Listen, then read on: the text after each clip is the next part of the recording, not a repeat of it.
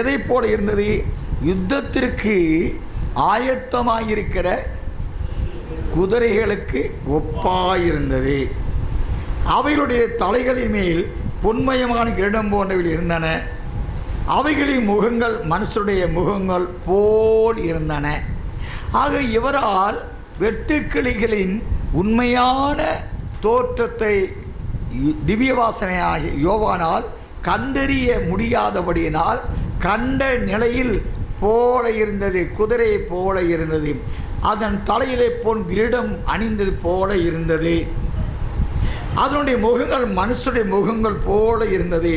அவைகளுடைய கூந்தல் ஸ்திரீகளுடைய கூந்தல் போல இருந்தது. அவைகளுடைய பற்கள் சிங்கங்களின் பற்கள் போல இருந்தது என்றெல்லாம் வாசிக்க முடிகிறது. அருமையான கர்த்தருடைய பரிசுத்தவான்களே, இப்பொழுது 7ஆம் வசனத்தில் இந்த வெட்டுக்கிளிகள் யுத்தத்திற்கு ஆயத்தம் பண்ணப்பட்ட குதிரைகளுக்கு ஒப்பாயிருந்தது. இப்பொழுது விடுதலை அடைந்துவிட்ட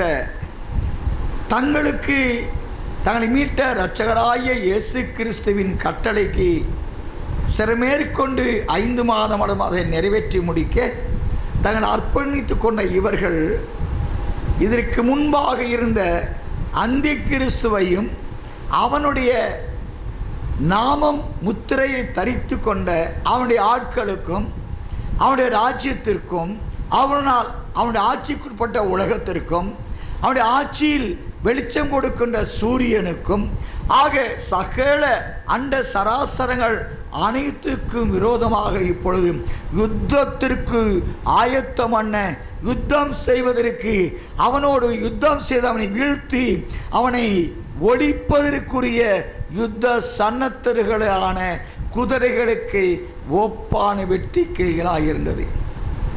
அருமையான தேவனுடைய பரிசுத்த ராஜரிய ஆசாரிய கூட்டமே, இந்த நாட்களில் அருமை இரட்சகர் அறிந்து கொண்டு அவர் இரத்தத்தால் மீட்கப்பட்டு ரட்சிப்பை அடைந்து கொள்வதற்கு முன்பாக நாம் எல்லாரும் யாராக இருந்தோம்? பாவிகளாக இருந்தோம். அருமை இரட்சகருடைய கல்வாரியின் அன்பினாலே நாம் இப்பொழுது மீட்கப்பட்டு தேவாதி தேவனுடைய இரத்தத்தால் கிருபையின் பலியினாலே ரட்சிக்கப்பட்டவர்களாய் நாம் வாழ்ந்து கொண்டிருக்கின்றோம். அதன் வளர்ச்சியில் நாம் ஊழியர்களாகவும் அவரால் அழைக்கப்பட்டு அவருடைய சித்தத்தை செய்யும்படி நாம் இந்த நாளில் ஊழியர்களாக கடந்து வந்திருக்கின்றோம். முதலாவதாக நாம் அழைக்கப்பட்ட அழைப்பின் முதல் நோக்கம் என்ன? பாதாளத்தின் ராஜனாகிய அபத்தோன் அப்பலியோன் அவனுக்கும் அவனுடைய பாதாளத்துக்கும் எதிராக யுத்தம் செய்யும்படியான யுத்த வீரர்களாக நாம் ஆயத்தமாக வேண்டும். உங்களை எதிராளியை பிசாசை எதிர்த்து நிலுங்கள், அப்பொழுது அவன் உங்களை விட்டு எவனை விழுங்கலாம் என்று கர்ச்சிக்கிற சிங்கம் போல வகை தேடி சுற்றி திரிகிறான். பிசாசின் தந்திரங்களை அறியாதவர்கள் அல்லவே. ஆனபடியால் இப்பொழுது இயேசு கிறிஸ்துவின் கிருபையின் இரத்தத்தினால் மீட்கப்பட்ட தேவனுடைய நாமம் தரிக்கப்பட்ட ரட்சிக்கப்பட்டவர்களானாலும் ஊழியர்கள் ஆனாலும் முதல் கடமை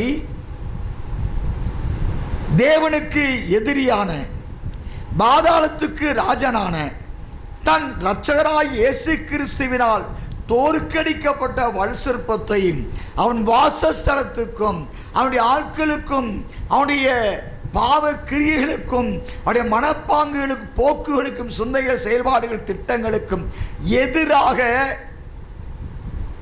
யுத்த சன்னத்தர்களாக அவனை அழித்து ஒழிக்கின்ற வரைக்கும் ஓய்வில்லாத உழைப்பை செய்ய இந்த வெட்டுக்கிளிகள் திவிவாசனாய் யோவானுடைய பார்வைக்கு யுத்தம் செய்கிற யுத்த சன்னத்தர்களாக இருந்த குதிரைகளைப் போல இருந்தது. சப்தத்தை கேட்கிற தேவனுடைய பரிசுத்தவான்களே, மனுக்குலம் மீட்கப்பட உங்களை நம்பி அழைத்தார். அழைப்புக்கு செவிடுத்து வந்திருக்கின்றீர்கள். உங்கள் கருத்தில் இப்பொழுது ஆவிக்குரிய பட்டயங்கள் எதற்காக? தீங்கு நாட்களிலே சாத்தான் தீங்கை உண்டாக்கின்ற தீங்கின் அதிபதியாய் பாதாளத்தை, வலுசற்பத்தின் ஆட்சி காலம் என்ற அந்தி கிறிஸ்துவின் 7 ஆண்டு ஆட்சி காலத்திலே அவனை எதிர்த்து நிற்கத்தக்கதாக தேவனால் உங்களுக்கு கொடுக்கப்பட்ட ஆயுதங்கள் எது? சத்தியம் எனும் வார்க்கை செய்து எடுத்து எபேசியர் 6:12 முதல் வாசிப்போம்.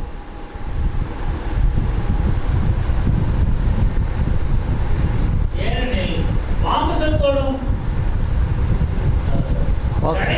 கடைசியாக என் சகோதரரே, கர்த்தரிலும் அவருடைய சத்துவத்திலும் வல்லமையிலும் பலப்படுங்கள்.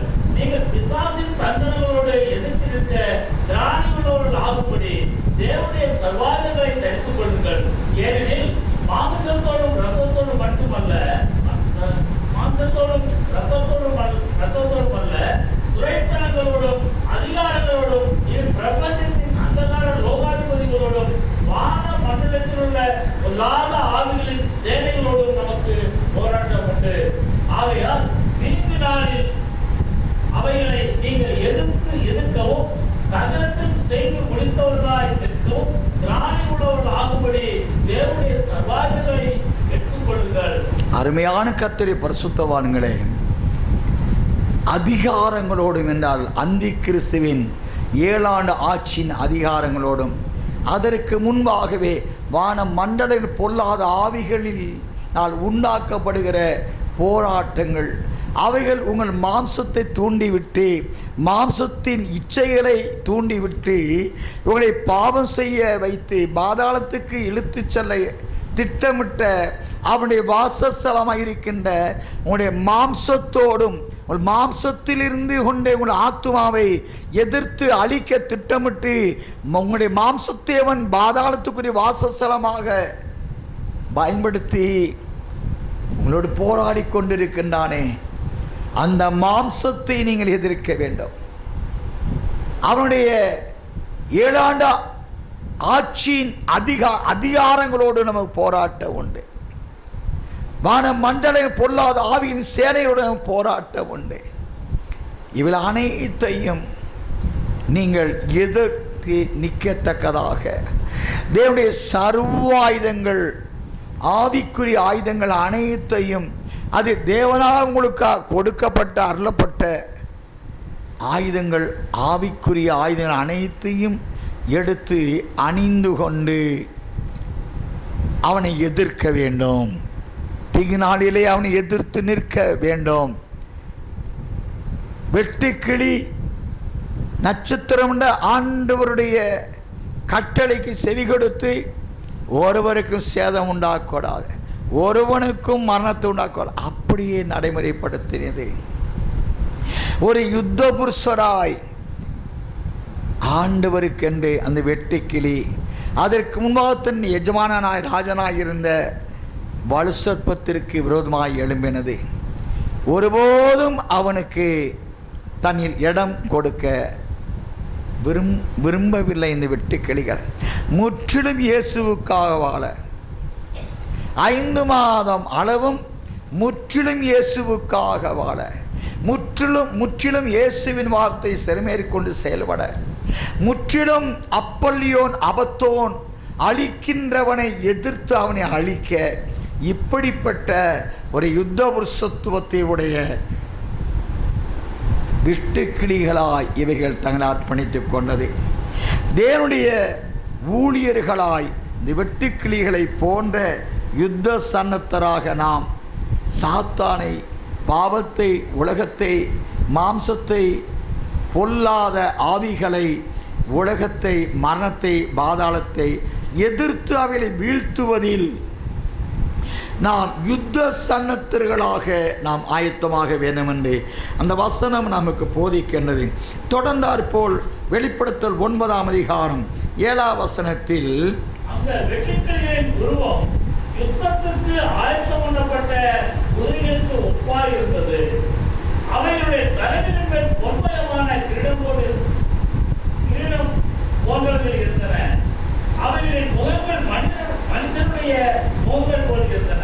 இரண்டாவதாக அவைகளுடைய தலைகளின் மேல் பொன்மயமான கிரீடம் போன்றவை இருந்தன.